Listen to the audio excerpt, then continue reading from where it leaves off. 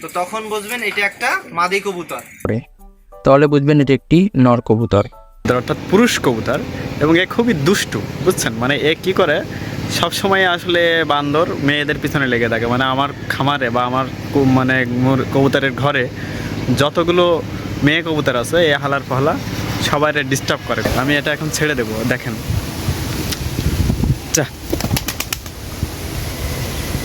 আপনারা একটা কবুতর হাতে নেবেন, হাতে নিয়ে আপনি এইভাবে উল্টিয়ে এইভাবে হাতের মাঝখানে রাখবেন।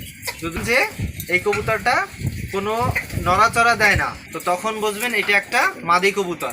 ফাঁকে এইভাবে দিয়ে এইভাবে আপনারা কবুতরটিকে ধরবেন। ধরলে দেখবেন কবুতরটা ছটপট করে, তাহলে বুঝবেন এটা একটি নর কবুতর।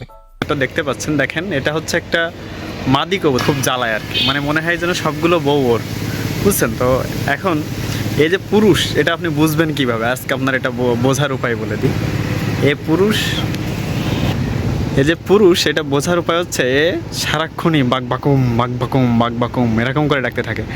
এ দেখেন একটা চোখ বন্ধ করে আছে, আবার এই চোখটা খুলে আছে। এই চোখে কিন্তু আর কোনো সমস্যা না, বুঝছেন।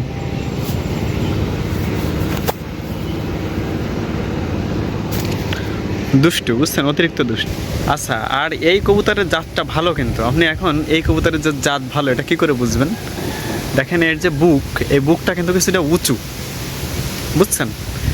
আর দেখেন এর গা, এও কিন্তু দেখতেও বড় সড়ো।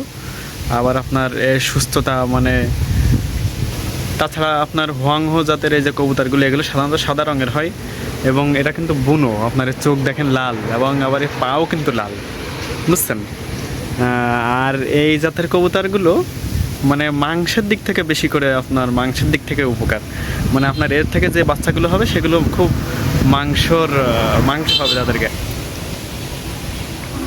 দেখলেন তো, ছেড়ে দিয়েছি, ও এখন আবার ওই ঘরে যাবে, যে সবাইকে ডিস্টার্ব করবে।